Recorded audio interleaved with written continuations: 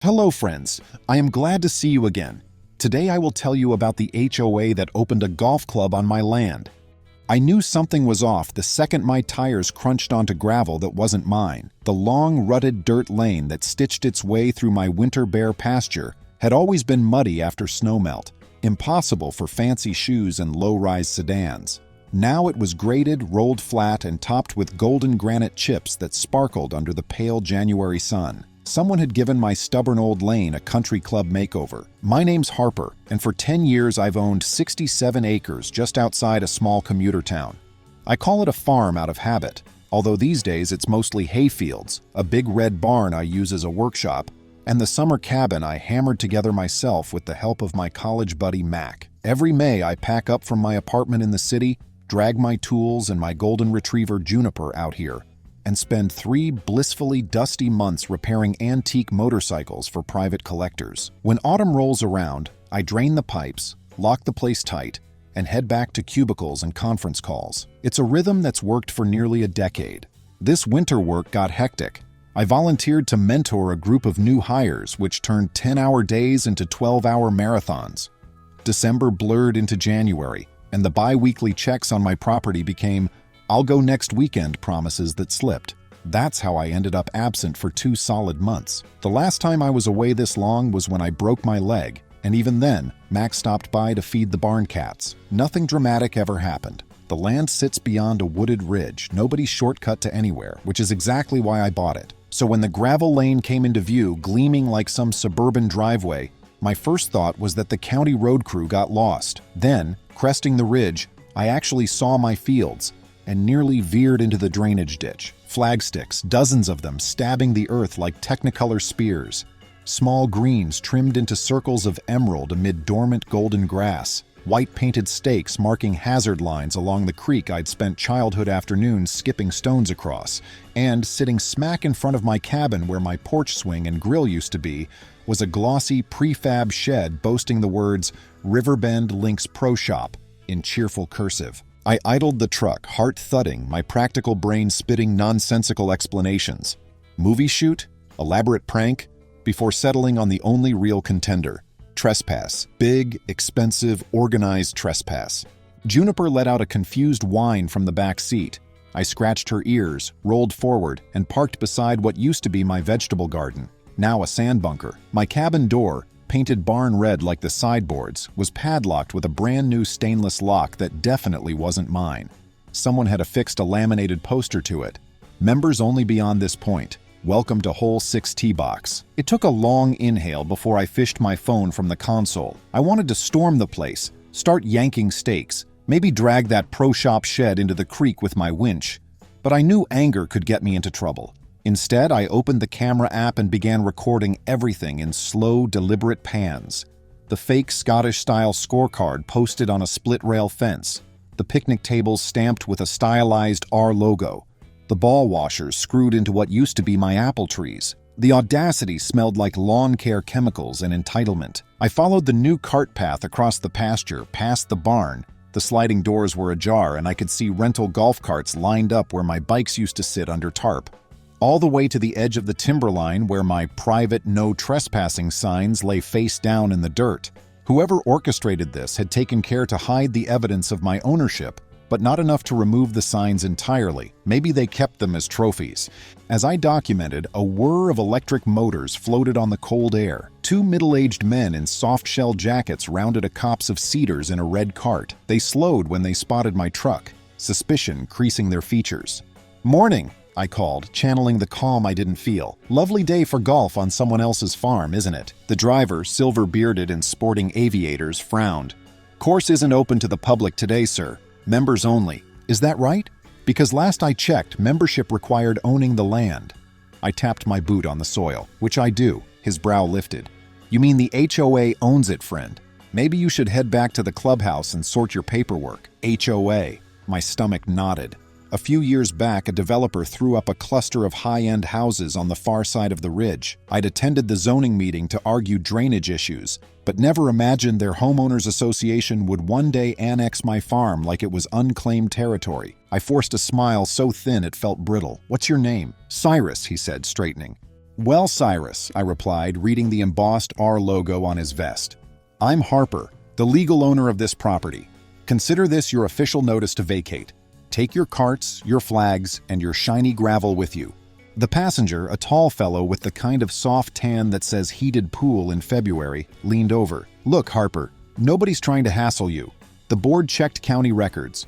Parcel was marked unoccupied for non-primary residence exemption, so under the neighborhood amenity expansion, it qualified." "That's not how property law works," I said, astonished. "Exemption on taxes doesn't give you squatters' rights." He shrugged like I was the one being unreasonable. "Maybe call the hotline. I'm just here for 9 holes before lunch." And with that, he pressed the accelerator and zipped off, tires skimming my dormant fescue. I watched them disappear, fingers trembling. Then I unlocked the truck, set Juniper on the back seat with a treat to keep her from bolting, and dialed 911. The dispatcher's tone shifted when I explained.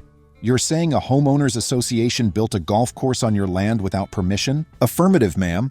She paused, probably covering the receiver to share the absurdity with the office, then came back professional. "Units are available. Please remain on scene. Do not engage further parties." While I waited, I phoned Mac.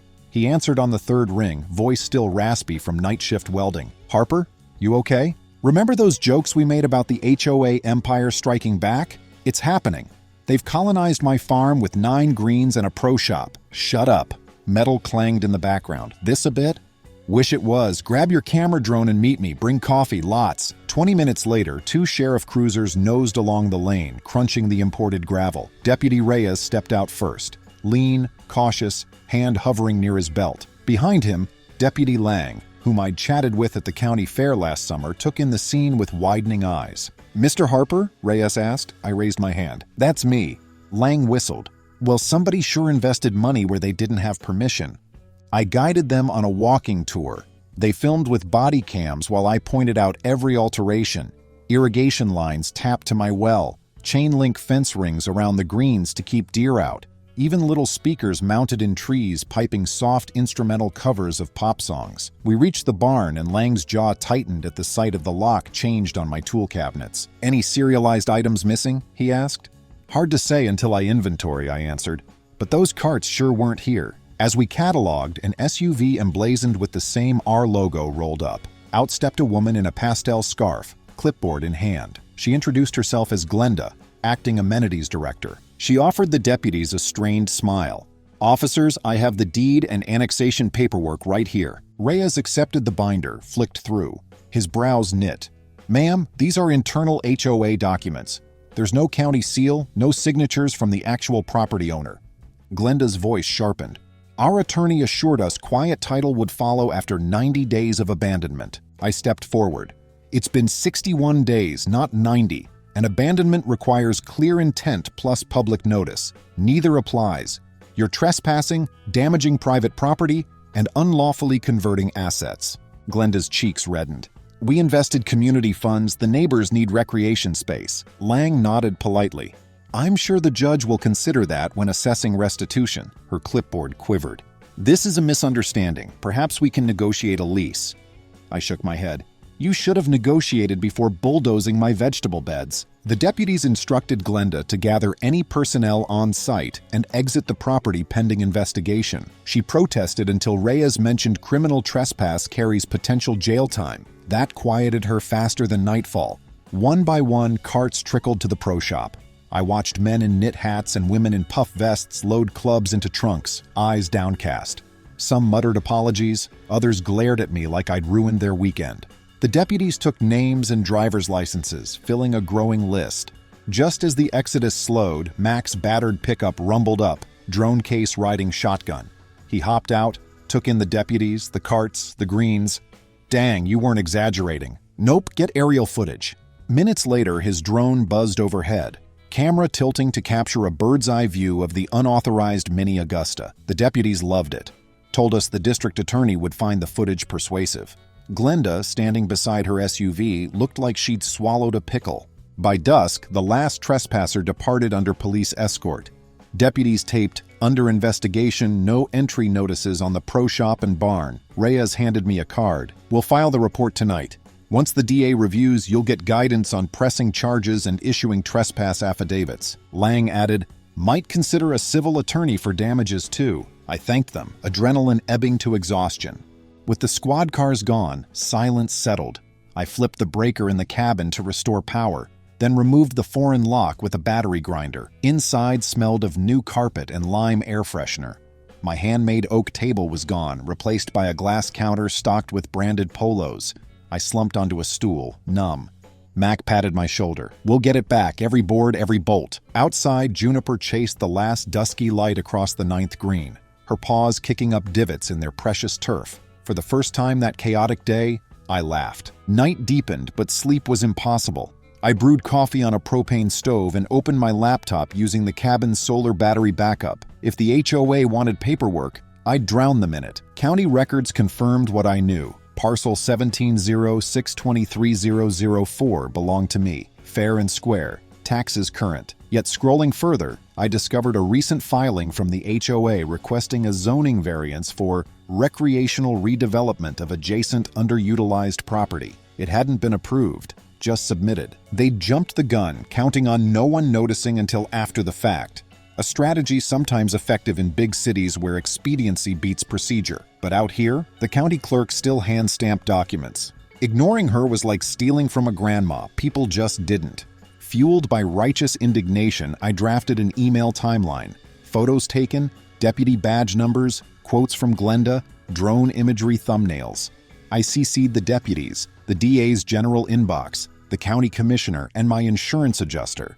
Paper trail established. Near midnight, a text pinged from an unknown number. You should leave it be. The board has deep pockets. Sell us the land and move on. No signature. I showed Mac. He smirked, typed a reply. Sounds like intimidation. Saving this for law enforcement. Thanks for playing. He pressed send. Before sunrise, we crashed for a couple of hours on cots in the barn, Juniper snoring gently at our feet. My dreams were a patchwork of golf balls cracking windows and flagsticks sprouting like weeds.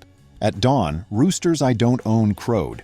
Apparently the HOA imported decorative chickens for ambiance. I stumbled outside to a frost-silvered morning and breathed crisp air that tasted like resolve. Today would be about reclaiming what was mine. I started with the basics, photographing vehicle tracks to document soil compaction, measuring turf damage, noting every tree limb cut. Mac harvested a collection of stray golf balls, tossing them into a bucket with a satisfying clank.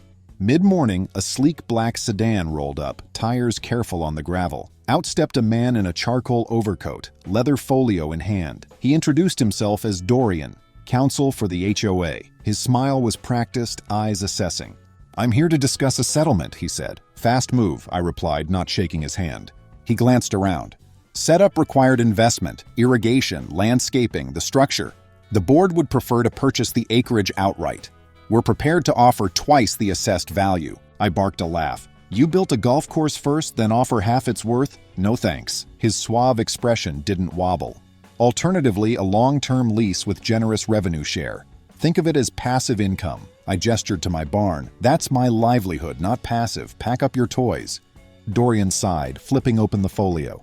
You realize litigation will be lengthy.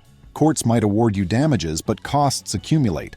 Meanwhile, the land sits idle. I can afford patience, I lied. Mortgage on my apartment, student loans, and the slow season for bike restoration said otherwise. But principle over profit felt non-negotiable. He examined me, perhaps weighing intimidation value before closing the folio. I'll convey your stance. Expect formal correspondence. He climbed back into his sedan and cruised away, leaving the air smelling faintly of cigars and arrogance. Mac nudged me. We should tally damages so the claim doesn't lowball. Already started, I said, scribbling notes. The rest of the day, we deconstructed what we could without disturbing evidence. We rolled rental carts out of the barn and parked them under a tarp, photographing each. The Pro Shop's POS system still displayed transactions. I exported the data to a thumb drive, surprised to see they'd processed over $11,000 in membership fees in 3 weeks. I emailed the file to myself and the deputies. Embezzlement and fraud charges might join the party. Late afternoon, as we dumped irrigation hoses into coils, a minivan creaked to a stop at the lane. A teenager hopped out, golf bag slung awkwardly. "Hey," he called, "is the course closed again? My dad said practice was okay." I walked over, voice gentle. "Afraid so, kiddo." It was built on private land without permission. His eyes widened. Whoa, like illegal?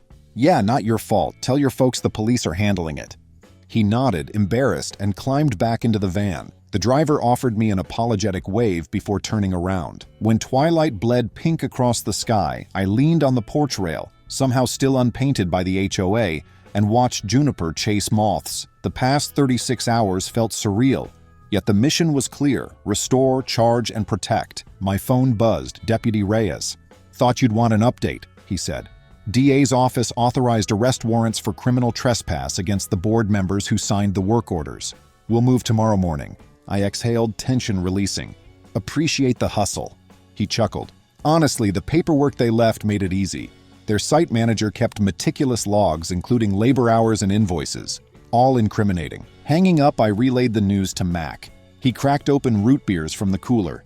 We clinked bottles to the impending fallout. The ridge swallowed the sun, and for the first time since arriving, peace filtered through. But deep down, I knew the storm was only beginning. Civil suits, restoration bids, maybe even media attention loomed. I wasn't after fame. I wanted precedent. No self-important HOA should think it could bulldoze someone's life by weaponizing bureaucracy. As stars pinpricked the sky, I drafted a to-do list. Hire a property rights attorney, schedule a soil test to calculate remediation costs, contact a structural engineer to assess barn damage, research punitive damage caps in state law. The list ended with a scribble, replace porch swing. Mac read over my shoulder. Add order pizza first, we earned carbs. We drove into town, grabbed takeout, and ate on the tailgate under string lights the HOA had strung between trees. The same lights that would soon illuminate their downfall. When fatigue finally claimed me, I stretched out in the cabin's loft on a thin mattress. Juniper curled at my feet. Wind rustled the cedars like the whisper of distant applause. Tomorrow the board would learn that unoccupied doesn't mean unclaimed, and that some owners fight back harder than a bunker rake against a wedge shot, and I intended to swing for the green every single time. Dawn broke clear and cold, tinting the frost that clung to the greens a shade of rose gold. I barely finished my first mug of camp stove coffee before the rumble of engines climbed the ridge. 2 county SUVs and a battered livestock trailer crawled down the lane, followed by a tow truck so new its tires still wore the little nubs. Deputy Reyes hopped out, breath ghosting in the air, his expression firm but almost celebratory. "Morning, Harper," he called. "Got ourselves a busy docket." Behind him, Deputy Lang opened the stock trailer's gate. Inside milled the ornamental chickens the HOA had trucked in, barred rocks and silkies sporting tiny embroidered R logo vests like feathery caddies. Animal control tagged each bird and loaded them into crates for transport to the county shelter. I signed paperwork to claim them later, because apparently even unlawful livestock ends up the responsibility of the landowner. An unmarked sedan nosedived into the gravel, and 3 plainclothes detectives stepped out. They greeted the deputies, then strode toward the pro shop, warrants in hand. Through the window, I watched one detective unplug the point-of-sale terminal, seal it in an evidence bag, and photograph the cash drawer, which still contained $64 in petty cash and an open envelope labeled tips. A petty detail, sure, but the DA wanted everything. While law enforcement executed their search, a separate convoy assembled near the ridge. Reporters. Word had leaked, probably from a homeowner who resented the special assessment the board levied for amenity expansion. A local station parked its satellite truck, and a young journalist in sensible boots rehearsed lines beside the no entry tape. Reyes reminded them to stay off the property. They complied, but aimed long-lens cameras our way like curious owls. Then the main attraction arrived. 3 HOA board members in the back of a sheriff's cruiser, wrists zip-tied for the ride. Cyrus, who'd talked down to me on the cart path, looked pale, his golf-tan face drained to parchment. Glenda sat rigid, pastel scarf perfectly knotted as though dignity were stitched to the silk. And finally, a bald man I recognized from the HOA website, Board President Everett, glared at the barn with theatrical indignation, as if the beams themselves had betrayed him. The deputies guided them out. Cameras flashed, microphones thrust forward captured only fragments. Misunderstanding, community investment, overzealous prosecution. A detective read charges: criminal trespass in the 2nd degree, vandalism over $10,000, conversion of property, and, my personal favorite, felony theft of utilities for tapping my well and solar array. When the cruiser doors shut again, Everett caught my eye. If looks could foreclose, my mortgage would have evaporated. I gave a small wave like someone hailing a taxi. He looked away. As the convoy rolled back toward town, Mac emerged from the barn wiping grease from his hands. Overnight, he discovered that the HOA had rewired my tool bench outlets to power their golf cart chargers. The hasty job melted insulation on 2 extension cords, a fire hazard inches from antique carburetor parts. He draped the scorched cords over his shoulder like trophies. "County inspector's gonna love these," he muttered. By mid-morning, the hull of their operation was gutted. Carts chained to the tow truck, pro shop inventory boxed for evidence. Every flagstick tagged with an evidence label that fluttered like embarrassed pennants. I signed more forms than when I closed on the property, but each signature felt like hammering a nail into the board's coffin. With the legal gears grinding, attention shifted to cleanup. Insurance would handle major restoration, but I couldn't stomach waiting months while bureaucracies argued. So, I drafted a volunteer day. Mac texted a few riding club friends. By Saturday, 12 pickups lined the pasture. Folks brought rakes, shovels, and a potluck spread heavy on casseroles. Even Deputy Lang showed up in jeans and carried a wheelbarrow like it weighed nothing. We tackled the irrigation trenches first, shoveling fill dirt back and tamping it down. Teenagers from the FFA chapter forged makeshift sod plugs for the divots. I used my tractor to haul the chicken wire deer fence into a scrap pile. Every so often, someone unearthed a golf ball. By quitting time, we'd filled a 5-gallon bucket. Max suggested we epoxy them into a sculpture shaped like a giant middle finger. I pretended to disapprove while secretly picturing it beside the mailbox. During lunch break, chili served from a turkey fryer, an older neighbor named Tilda pulled me aside. She lived in the far cul-de-sac of the development and confessed she'd voted against the amenity expansion but was outnumbered. When construction crews crossed my fence line, she'd complained, only to be labeled cantankerous. With the arrests, dissenting homeowners finally felt safe speaking. She handed me a thumb drive. "Minutes from every board meeting," she whispered. "Everett told the architect you'd come around or cash out. Figure that matters." That night, I forwarded the files to my attorney, Leah, a property rights specialist with a reputation for courtroom theatrics. She called within hours. "This is gold," she said, voice crackling with righteous glee. "They admitted knowing it was your land and proceeded anyway. We're talking punitive damages, Harper, the kind that makes future boards think twice." Leah filed a civil suit for trespass, conversion, nuisance, and intentional infliction of emotional distress. Because why not? She also filed a temporary restraining order barring any HOA representative from stepping foot on my acreage without a sheriff escort. The judge granted it in 30 minutes. While the legal storm brewed, sabotage rumbled in the distance. One evening, Mac and I returned from the hardware store to find the padlock on the barn sliced and the main breaker thrown. Inside, someone had spray-painted "greedy" across a plywood wall and tipped over an oil drum, soaking the concrete. They left a single clue: a monogrammed divot repair tool stamped with the initials ES, Everett's weekly golf partner, according to the minutes Tilda supplied. We called Deputy Reyes, who photographed prints and bagged the tool. Then he spotted a small black box nested behind a hay bale, a wildlife camera, its SD card missing. Whoever vandalized the barn tried to erase footage but overlooked the cellular backup. My cloud storage held 8 seconds of crisp imagery. A tall homeowner fiddling with the lock, his face illuminated when he checked his phone. The burglary charge almost wrote itself. 2 days later, the homeowner, Simon, a dentist with a fondness for flashy coupes, was arrested. At his arraignment, he claimed he'd lost his way on a nature walk and panicked. The judge was unconvinced. The community message board, however, ignited. Half the posts demanded the board resign. The other half defended them as visionaries misunderstood by jealous outsiders. It was suburban civil war conducted through minivan window notes and passive-aggressive lawn signs.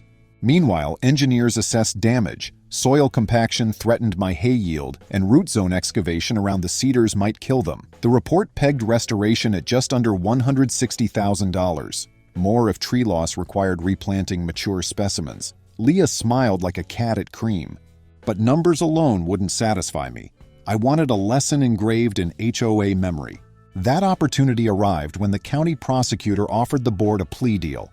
Plead guilty to criminal trespass, pay restitution, and serve 200 community service hours on, wait for it, my farm. Under sheriff supervision, they'd till, seed, and restore the very ground they'd damaged.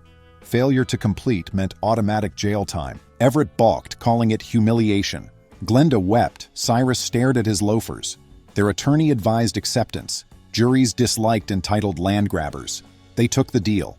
April warmed the soil and punishment commenced. Deputies escorted the trio twice a week. Mac and I supervised, leaning on fence rails while Everett pushed a wheelbarrow of compost under the watchful eye of Lang. Cyrus operated a rented walk-behind tiller with the grace of a drunk sailor, gouging crooked furrows that had to be redone.